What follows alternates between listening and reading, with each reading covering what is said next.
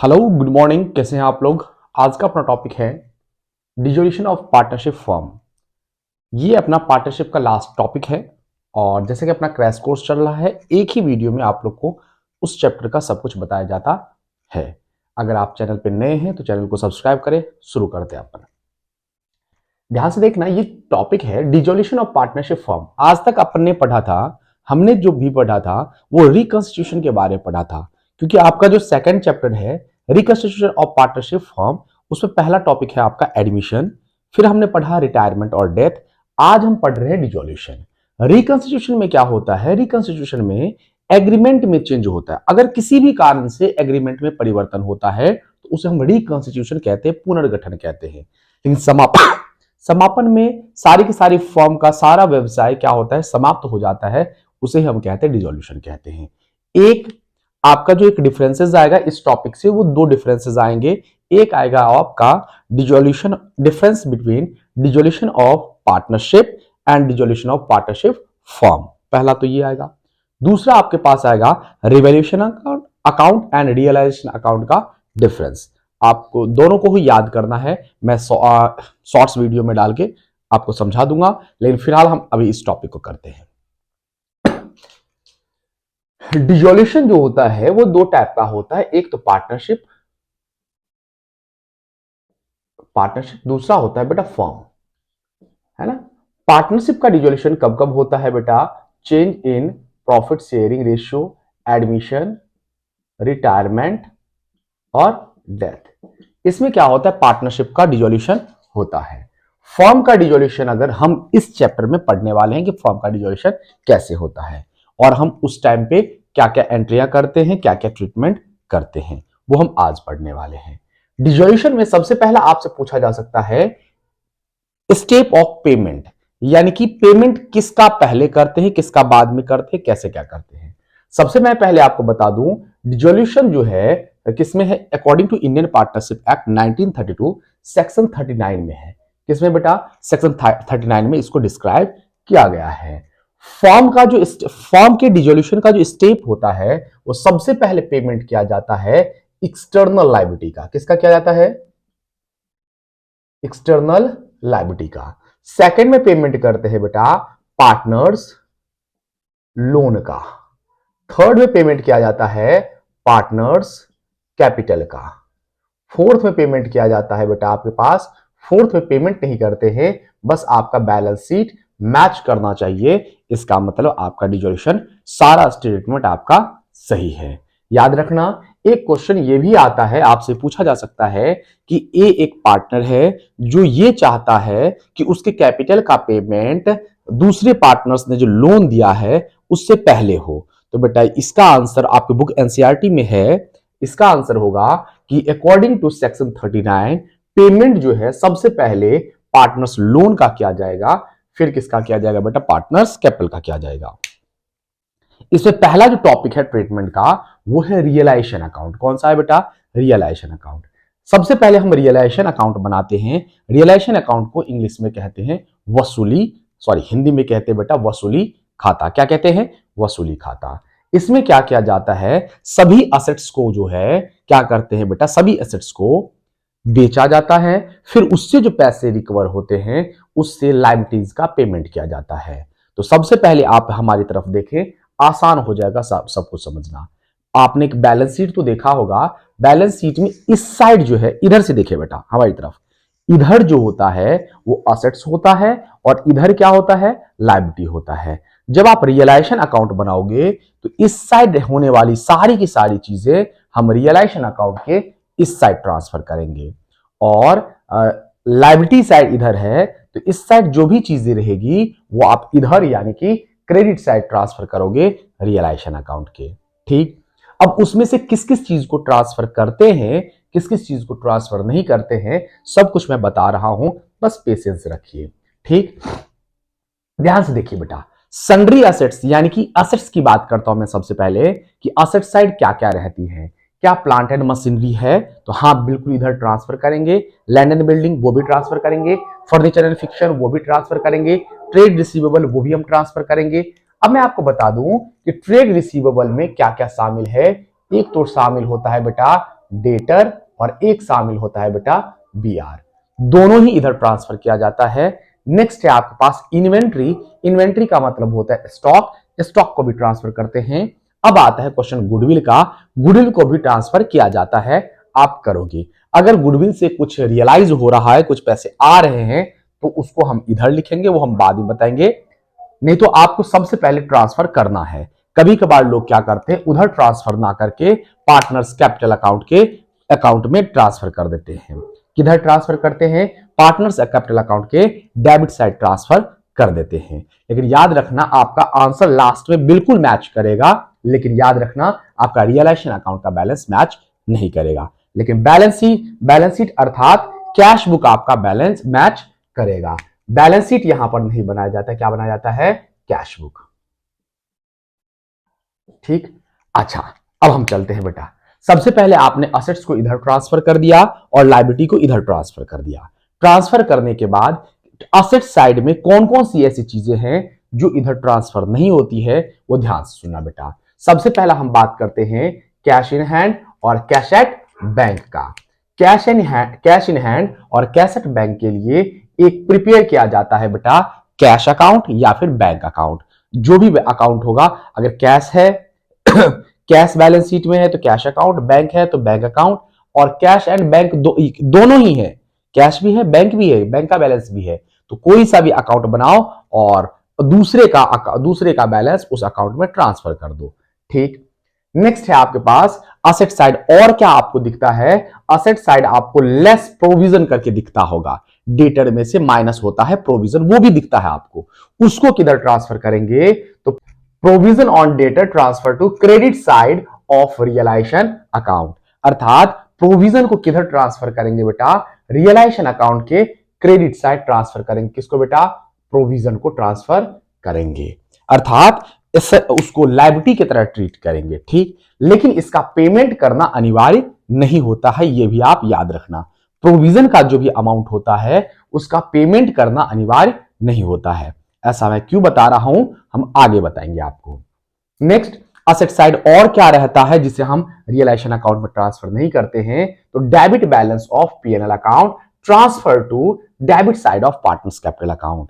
अब balance sheet के अंदर असेट साइड आपको पीएनएल अकाउंट का बैलेंस भी होगा।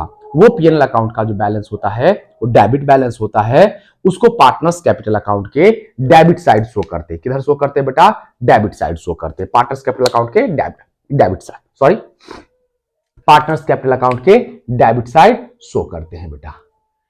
ठीक, नेक्स्ट फॉर ये तो आपका हो गया बेटा, गुडविल का हमने कर ही दिया।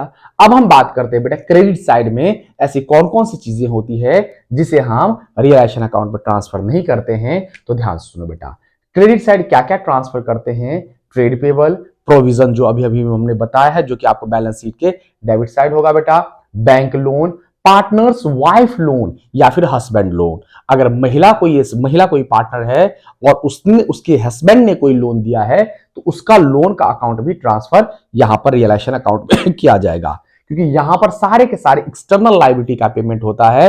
और ये जो पार्टनर्स के जो होते हैं, हस्बैंड हो या वाइफ हो, वो जो होते हैं वो पार्टनर्स नहीं होते हैं, इसलिए उसे एक्सटर्नल लायबिलिटी में माना जाता है। साथ ही साथ एक बहुत इंपॉर्टेंट है बैंक ओवरड्राफ्ट। बैंक ओवरड्राफ्ट को भी रियलाइजेशन अकाउंट में ही ट्रांसफर किया जाता है।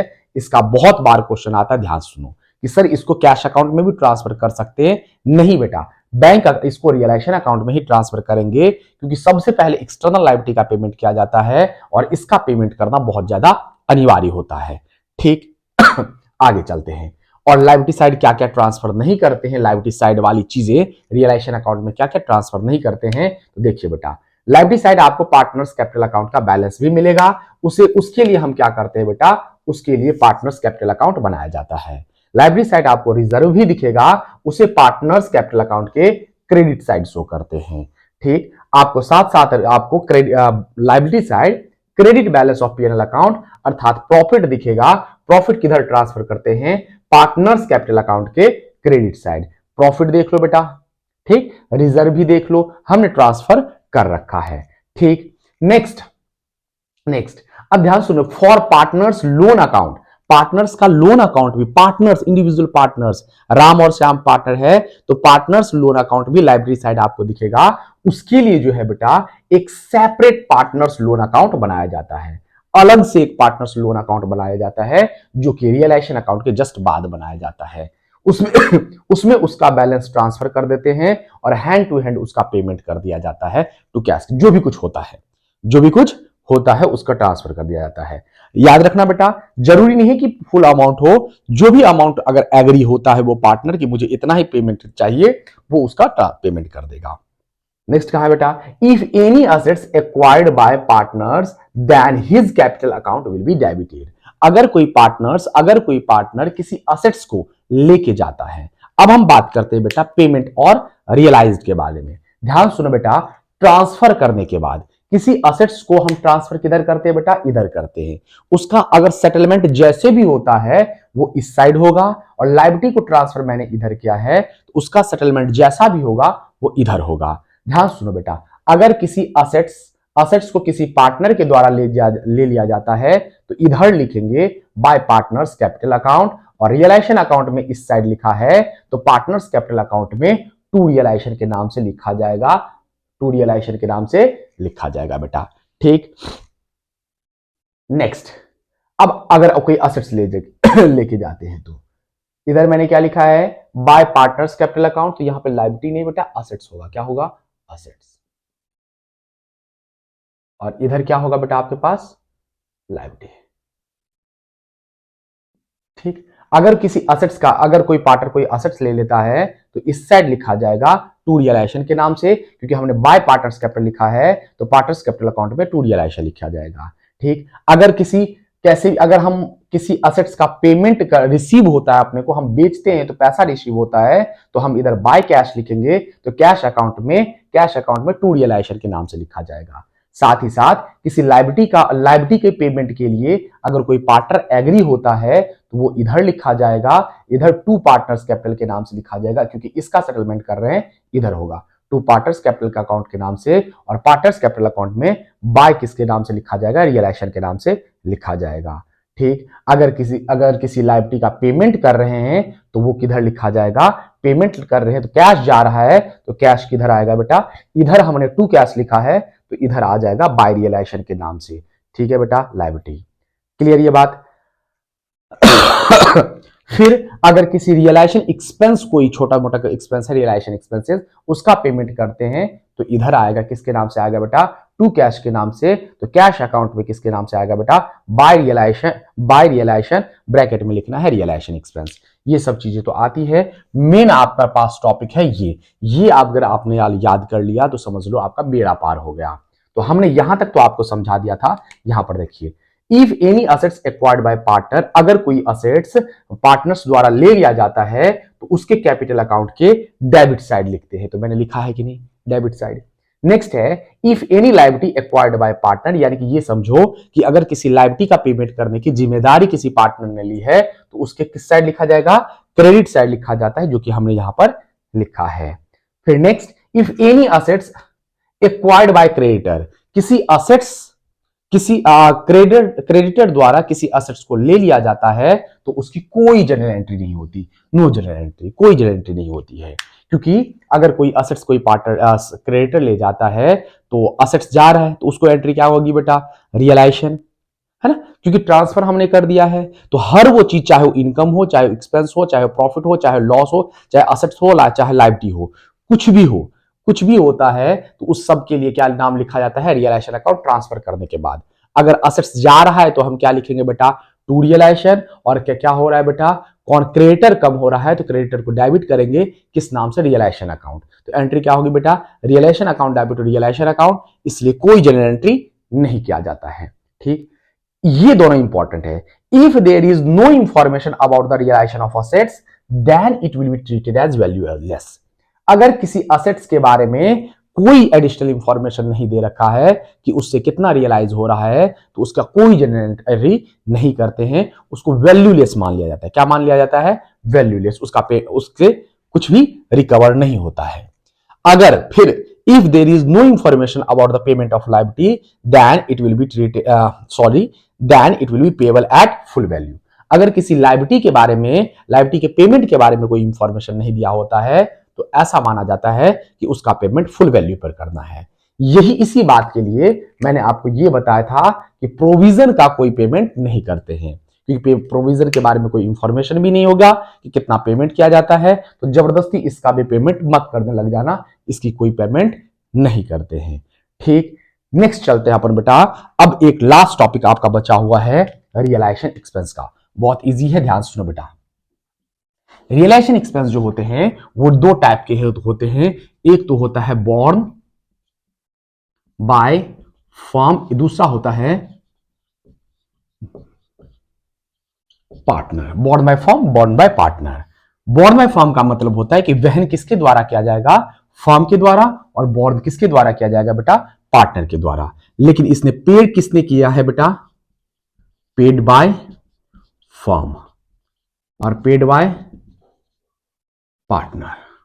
बॉर्न किसके द्वारा करना है, वहन कौन करेगा, वहन करेगा फर्म, लेकिन पे किसने किया है बेटा, फर्म ने। खर्चा किसका है बेटा, फर्म का, तो फर्म का खर्चा है तो रियलाइजेशन अकाउंट डेबिट। लेकिन पे कौन कर रहा है, फर्म, तो फर्म से पैसा जा रहा है तो टू कैश ऑब्लिक बैंक लिखा जाएगा।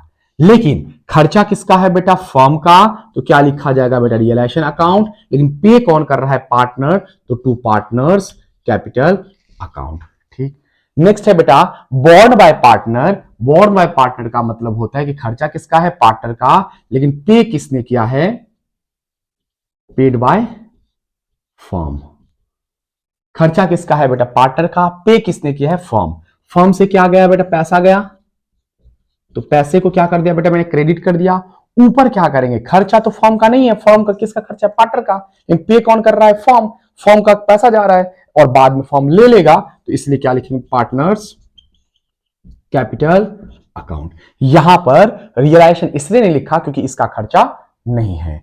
और अगर पे कौन करता है, पार्टनर करता है पे, पार्टनर का खर्चा पार्टनर पे कर रहा है, तो कोई जनरल एंट्री नहीं होगी। ठीक, आप ध्यान से देखिएगा। आप पहले सबसे पहले स्क्रीनशॉट ले लें। स्क्रीनशॉट लेने के बाद मैं आपको बता देता हूं कि अगर बॉर्न और पेड के बारे में कोई इंफॉर्मेशन नहीं दिया होता है तो समझ लेना है कि बॉर्न और पेड दोनों ही कौन कर रहा है, फर्म। फर्म के दृष्टिकोण से देखना है बेटा। बॉर्न का मतलब किसका खर्चा है, फर्म का। फर्म का खर्चा है तो रियलाइजेशन को डेबिट कर देना है। पे कौन कर रहा है, तो उसके पे अगर कोई इंफॉर्मेशन नहीं दे रखा है तो इसका मतलब कौन कर रहा है बेटा, फर्म पे कर रहा है। ठीक, अगर आपको ये वीडियो बेनिफिशियल लगा हो तो चैनल को सब्सक्राइब जरूर करें, बेल आइकन भी दबा दें। मिलते अपन नेक्स्ट वीडियो में, धन्यवाद।